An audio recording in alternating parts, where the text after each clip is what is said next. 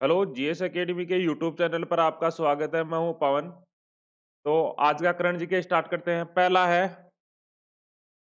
अंतरराष्ट्रीय अंतरिक्ष station ISS आपूर्ति जहाज का नाम किस नासा गणितज्ञ के नाम पर रखा गया है? तो किस गणितज्ञ के नाम पे रखा गया है? कैथरीन जॉनसन के नाम पे रखा गया है। ये नासा के एक प्रसिद्ध गणितज्ञ थे, कैथरीन जॉनसन। उन्हीं के नाम पे जो आपूर्ति जहाज का नाम रखा गया है। तो नासा की स्थापना कब हुई थी? 29 जुलाई 1958 को। कब हुई थी? 29 जुलाई 1958 को। और इसका हेडक्वार्टर मुख्यालय कहाँ है? Washington DC. कहाँ है? Washington DC. अगला, अटलांटिक महासागर को पार करने वाली सबसे युवा महिला तो कौन है? Jasmine Harrison. कौन है? जेसमिन हैरिसन ब्रिटेन की एक महिला है और उसकी उम्र है मात्र 21 वर्ष। उन्होंने अटलांटिक महासागर को पार किया और सबसे कम उम्र की महिला बन गई है। देखो, अटलांटिक महासागर से संबंधित कुछ प्रश्न। क्षेत्रफल और विस्तार में दुनिया का दूसरा सबसे बड़ा महासागर कौन सा है? अटलांटिक महासागर है। दूसरा सबसे बड़ा महासागर कौन सा है? अटलांटिक महासागर। और सबसे बड़ा महासागर कौन सा है? प्रशांत महासागर। और इसका आकार है वो किसके अनुसार है? अंग्रेजी के 8 के अनुसार। यानी ये ऐसा है, प्रशांत महासागर का आकार है वो 8 के आकार जैसा है। पूछा जाता है एग्जाम में कि 8 के आकार के जैसा महासागर कौन सा है? तो अटलांटिक महासागर। अगला, कौन सी राज्य सरकार फरवरी 2021 में पेपरलेस बजट पेश करेगी? तो कौन सी करेगी? उत्तर प्रदेश सरकार है वो फरवरी 2021 में पेपरलेस बजट पेश करेगी। और उनमें योगी आदित्यनाथ का यह 5वां बजट है। तो उत्तर प्रदेश का मुख्यमंत्री कौन है? योगी आदित्यनाथ। कौन है? योगी आदित्यनाथ। राज्यपाल कौन है? आनंदीबेन पटेल। कौन है? आनंदीबेन पटेल। ऑस्ट्रेलियाई ओपन 2021 के विजेता तो कौन है? नोवाक जोकोविच। कौन है? नोवाक जोकोविच है वो ऑस्ट्रेलियाई ओपन 2021 के पुरुष विजेता है और ये उनका 9वां खिताब है। तो कल मैंने लिखवाया था आपको कि ऑस्ट्रेलिया ओपन 2021 के विजेता में महिला विजेता कौन है? Naomi Osaka. कौन है? Naomi Osaka. और ये कहाँ की है? जापान की है। कहाँ की है? जापान की। तो महिलाओं में खिताब किसने जीता है ऑस्ट्रेलिया ओपन का? Naomi Osaka. और पुरुषों में किसने जीता है? नोवाक जोकोविच ने। आज का हमारा प्रश्न है, वह प्रसिद्ध खिलाड़ी नोवाक जोकोविच किस देश से संबंधित है? आपको बताना है। खिलाड़ियों के देश पूछे जाते हैं एग्जाम में, तो इसी कारण मैंने कल तो दिया था नाओमी ओसाका का और आज है नोवाक जोकोविच का। आपको देश बताना कौन से देश से संबंधित है वो। अगला प्रश्न, हाल ही में किस राज्य के मुख्यमंत्री ने अविश्वास प्रस्ताव में सॉरी विश्वास प्रस्ताव में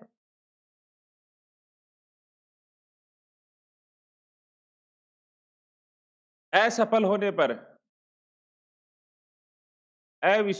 विश्वास प्रस्ताव में असफल रहने के बाद इस्तीफा दे दिया? तो किसने दे दिया? पांडुचेरी के मुख्यमंत्री ने, वी नारायण स्वामी ने। हाल ही में किस राज्य के मुख्यमंत्री ने विश्वास प्रस्ताव में असफल होने पर अपना इस्तीफा दे दिया? पांडुचेरी के। और उनका क्या नाम है? वी नारायण स्वामी। और वो किस राजनीतिक पार्टी से संबंधित है? कांग्रेस से संबंधित है। किस राजनीतिक पार्टी से संबंधित है? कांग्रेस से। अगला प्रश्न, दूसरे खेलो इंडिया यूनिवर्सिटी गेम्स की मेजबानी कौन सा राज्य करेगा? वो करेगा कर्नाटक। खेलो इंडिया यूनिवर्सिटी का दूसरा संस्करण है, उसकी मेजबानी कौन करेगा? कर्नाटक। तो कर्नाटक का मुख्यमंत्री कौन है? बीएस येदियुरप्पा। कौन है? बीएस येदियुरप्पा। और राज्यपाल कौन है? वजुभाई वाला। कौन है? वजुभाई वाला। अगला प्रश्न, हाल ही में उत्तर प्रदेश सरकार ने किस हवाई अड्डे को एशिया के सबसे बड़े हवाई अड्डे के रूप में विकसित करने की योजना बनाई है? तो वो बनाई है जेवर हवाई अड्डा, ग्रेटर नोएडा को एशिया का सबसे बड़ा हवाई अड्डा विकसित करने की योजना बनाई है। किसने बनाई है? उत्तर प्रदेश सरकार ने। और ये देखो, एशिया का तो सबसे बड़ा होगा और विश्व का 5 नंबर का सबसे बड़ा हवाई अड्डा होगा? अगला प्रश्न, कौन सा राज्य काला नमक कौन सा राज्य काला नमक चावल के नाम से प्रसिद्ध 20 टन बुध चावल की खेप सिंगापुर को निर्यात करेगा? तो कौन सा राज्य करेगा? उत्तर प्रदेश। उत्तर प्रदेश की एक प्रसिद्ध चावल की किस्म है बुध चावल, जिसको लोकल में काला नमक के नाम से भी जाना जाता है, कि 20 टन खेप है वो सिंगापुर को निर्यात करेगा।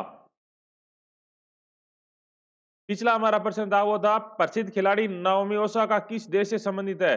तो किस देश से संबंधित है? जापान से। और इसका सबसे पहले वो सही उत्तर दिया था, वो दिया था पूनम ने। अब अगर आप चाहो तो इसको वीडियो को यहाँ रोक सकते हो, अगर आप मैथ के क्वेश्चन देखना चाहो तो आगे भी चालू रख सकते हो।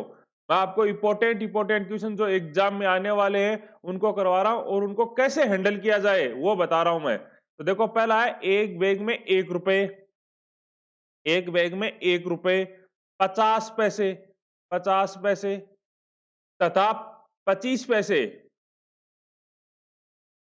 के 175 सिक्के हैं। कितने सिक्के हैं? 175 सिक्के हैं। यदि प्रत्येक प्रकार के सिक्कों की कीमत समान है, मतलब इनके अगर मैं प्रत्येक जो प्रकार के ये सिक्के हैं, ये 1 रुपए, 50 पैसे और 25 पैसे, उनके सिक्कों की जो कीमत है वो समान है, मतलब इनका मूल्य समान है, मतलब ये 1:1:1 में है। समझ में आया? मतलब इनका मूल्य 1 रुपए है, इनका भी 1 है, इनका भी 1 है। तो आप बताओ सिक्कों का अनुपात कितना होगा? सीधी सी बात है, 1 रुपए के सिक्के हैं, 50 पैसे के सिक्के हैं, 25 पैसे के सिक्के हैं। ठीक है?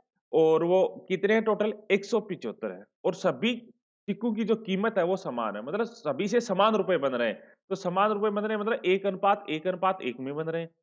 अब बताओ सिक्कों का अनुपात कितना होगा इसमें? देखो, बड़ा सिंपल है। 1 रुपए का 1 रुपया बन रहा है, 1 रुपए के सिक्के से 1 रुपया बन रहा है, मतलब सिक्का कितना हो गया? 1। 50 पैसे के सिक्कों से 1 रुपया बन रहा है, इसका मतलब इसके सिक्के कितने हो गए? 2। 25 पैसों से 1 रुपया बन रहा है, 25 पैसे के सिक्कों से 1 रुपया बन रहा है, इसका मतलब सिक्के कितने हो गए? 4 हो गए। तो सिक्कों का अनुपात कितना है? 1:2:4 है। इसका मतलब टोटल सिक्के कितने हो गए? 7, 7 नहीं, कितना है? 175 सिक्के। रियल में कितने हैं? 175 ही है ना यहाँ। तो यहाँ कितने हैं? 7 के बराबर 175। तो कितना गुना? 25 7 175। ठीक है, तो 25 गुना यानी 1 यूनिट की वैल्यू कितनी आ गई? 25। पूछा कितना है? बैग में कुल कितना धन है? तो पहले मैं सिक्के तो देखूं कितने, तो ये कितने सिक्के हो गए?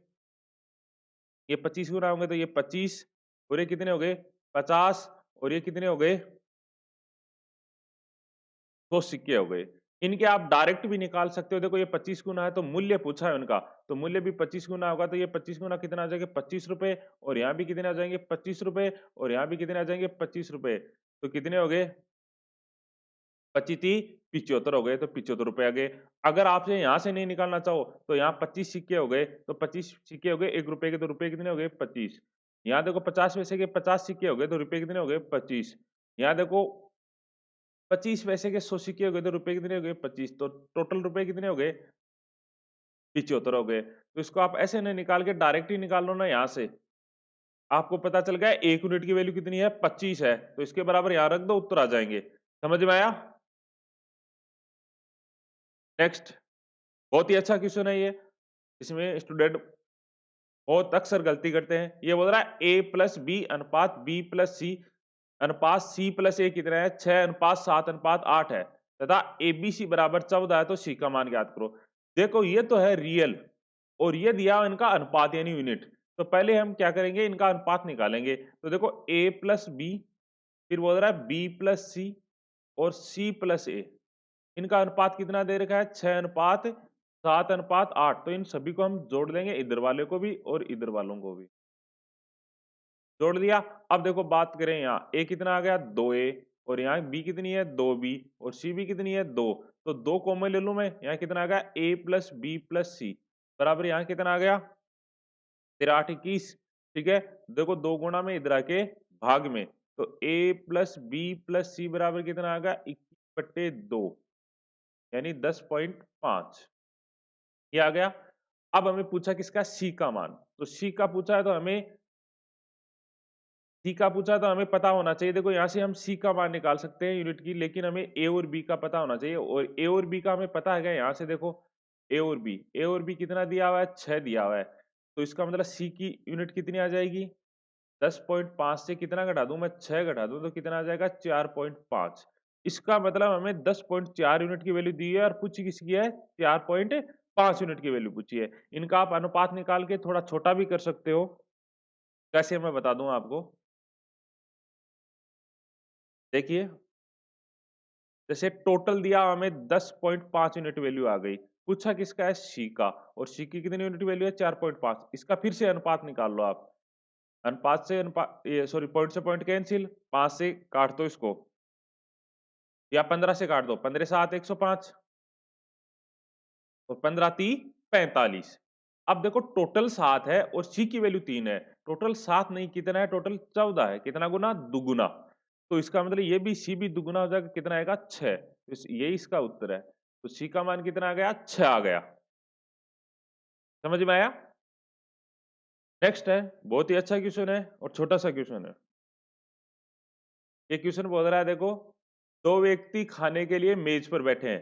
देखो ये दो व्यक्ति हैं, ये मेज पर खाने के लिए बैठे हैं, इसमें से पहले के पास 7 अंडे, इसके पास 7 अंडे हैं, दूसरे के पास 5 अंडे, दूसरे के पास 5 अंडे हैं, तभी एक तीसरा आदमी अभिषेक आ जाता है। यहाँ आ गया देखो एक अभिषेक, ठीक है, उसकी भी खाने की इच्छा हुई, तो देखो वो क्या करता है, वहां से गुजरता है और वह उनसे पैसे के लिए खाने बांटने को कहता है, कि वो बोल रहा है कि मैं आपको पैसे दे दूंगा और हम खाना बराबर बांट लें। फिर बोल रहा है वह तीनों आपस में बराबर बराबर अंडे बांट लेते हैं, तो इनके पास कितने हैं 7 अंडे, इसके पास कितने 5, तो टोटल अंडे कितने हो गए 12 हो गए। 12 अंडे हो गए तो ये बराबर बराबर बांटेंगे तो कितने आएंगे 4 4 4, यानी पहले के पास भी 4 अंडे, दूसरे के पास भी 4, और इस अभिषेक के पास भी कितने अंडे आ गए 4 अंडे आ गए। समझ में आया। फिर बोल रहा है तीसरा व्यक्ति अभिषेक उन दोनों को 24 रुपए देता है। फिर कितने रुपए देता है 24 रुपए देता है इन अंडों के बदले। तो बोल रहा है उन दोनों को मिलने वाली राशि का अंतर ज्ञात करो। देखो 24 रुपए किस बदले दिए हैं, उसने कितने अंडे खाए 4 अंडे खाए, कितने अंडे खाए 4, और 4 के बदले वो कितने रुपए दे रहा है 24, तो एक अंडे का मूल्य कितना आ गया, एक अंडे का मूल्य कितना आ गया, अरे भाई सीधी सी बात है कि 4 अंडे खा रहा है वो, ठीक है, और 4 के बदले वो 24 रुपए दे रहा है, तो एक अंडे के कितने रुपए दे रहा है वो 6 रुपए दे रहा है, कितने रुपए दे रहा है 6। अब मुझे एक बात बताओ, एक अंडे के 6 दे रहा है, उनका अंतर पूछा है। देखो उसके पास पहले वाले के पास 7 अंडे थे, अब वो 4 ही अंडे खा रहा है, तो इसका मतलब उसने कितने अंडे दे दिए अभिषेक को, उसने 3 अंडे दे दिए, अपने 3 अंडे दिए। वो पहले 5 अंडे खा रहा था, अब कितने खा रहा है दूसरे वाला 4 अंडे, तो उसने कितने अंडे दिए, 1 अंडा दे दिया किसको अभिषेक को। तो इसका मतलब अंडों का अंतर कितना आ गया 2 का, तो इसका मतलब पैसों का अंतर भी 2 अंडों के बराबर आएगा। अब 2 अंडों के बराबर आएगा, एक अंडे का कितना रुपए लग रहा है 6, तो 2 के बराबर कितना लगेगा 2 गुना 6 यानी कितना आ गया 12 रुपए, तो अंतर कितना आ गया दोनों के बीच में 12 रुपए, तो ये उत्तर है। समझ में आया। नेक्स्ट, ये बहुत ही अच्छा क्वेश्चन है देखो, ये बोल रहा है यदि परीक्षा देने वाले विद्यार्थियों में से 13.975% विद्यार्थी राजस्थान से हैं, मतलब जितने भी लोग परीक्षा दे रहे हैं उनमें 13.975% कहां से हैं राजस्थान से। तो बोल रहा है तो उन विद्यार्थियों की कम से कम संख्या क्या होगी, कम से कम जो परीक्षा दे रहे हैं, मतलब टोटल लोग, ऐसा मानो कि एसएससी की परीक्षा दे रहे हैं सभी या रेलवे की दे रहे हैं, और वो दे रहे हैं 13.97% राजस्थान से, तो टोटल कितने हैं कम से कम टोटल कितने हैं ये पूछा है। तो इसका हम क्या करेंगे, देखो पॉइंट हटा लेंगे पहले तो और प्रतिशत हटा लेंगे। पहले पॉइंट हटाएंगे तो कितना लगाएंगे बट्टे में 1000, फिर इसका परसेंट हटाएंगे तो बट्टे 100, यानी इतना लगा दिया, मतलब ये कितना आ गया 13,970 बट्टे,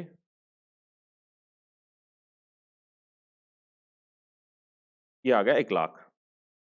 अब मुझे एक बात बताओ, इसको मैं थोड़ा काट के छोटा कर लूं, तो काट के छोटा करूं तो ये कितना आ गया, ये आ गया 5 5 9 और ये आ गया 4000। ठीक है, मैंने इसको काट के छोटा कर लिया। ठीक है, 25 से काट दिया मैंने इसको, ये छोटा हो गया। अब इसके आगे नहीं कट रहा ना, तो मिनिमम संख्या कितनी होगी? टोटल कितने हो गए? 4000 स्टूडेंट हो गए। उनमें से राजस्थान के कितने दे रहे हैं? 559। तो मिनिमम ही तो पूछा है, तो मिनिमम इनसे कम नहीं हो सकता, क्यों? आगे कट ही नहीं रहा है, तो इनसे मिनिमम नहीं हो सकता। तो कितने हो गए? मिनिमम कितने हो गए स्टूडेंट? 4000 हो गए। और मिनिमम राजस्थान से कितने दे रहे हैं? वो दे रहे हैं 559 दे रहे हैं। समझ में आया? नेक्स्ट देखिए, ये बोल रहा है एक प्रसूति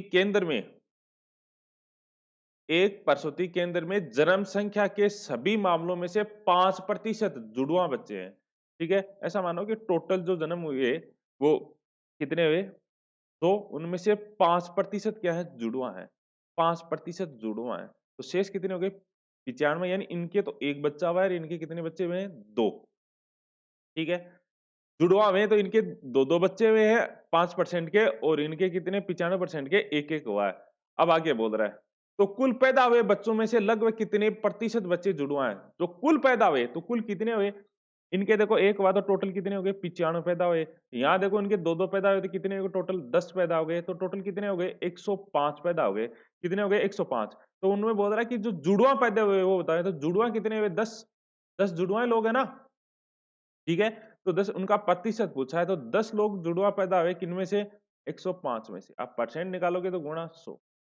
ठीक है, इसको 5 से काट दो, ये आ गया 21, ये आ गया 2, यानी 200 बट्टे 21। अब देखो ये 20 आएगा तो 10%, इससे मतलब थोड़ा सा कम है, तो थोड़ा सा कम ऑप्शन में, यानी 10 से थोड़ा कम, ये हो गया 9.5%। कितना आएगा? 9.5%। ये आंसर समझ में आया? आज के लिए बस इतना ही। धन्यवाद, थैंक यू। इस वीडियो को ज्यादा से ज्यादा शेयर करें और लाइक करें। और एक विशेष बात, वो करें या ना करें, लेकिन एक विशेष बात यह है कि अगर आप ट्यूशन देख रहे हैं तो पहले वीडियो को रोकेंगे और फिर निकालने की कोशिश करेंगे आप 2 बार 3 बार। फिर आप उसको वीडियो को चला के देखेंगे कि इसका सॉल्यूशन कैसे किया मैंने, जिससे आपकी मैथ बहुत अच्छी हो जाएगी। और मैं क्लास में तो बता ही रहा हूं। ठीक है, अब जीडी का नोटिफिकेशन आने वाला है, तो तैयार हो जाओ। और जितनी भी एग्जाम्स आ रही हैं, अभी ग्रुप डी की एग्जाम स्टार्ट होने वाली हैं, तो तैयार हो जाओ और जम के तैयारी करो। यही है, और मेरी आप सभी को अग्रिम शुभकामनाएं हैं तैयारी के लिए, आने वाली भर्तियों के लिए, सभी के लिए। धन्यवाद, थैंक यू।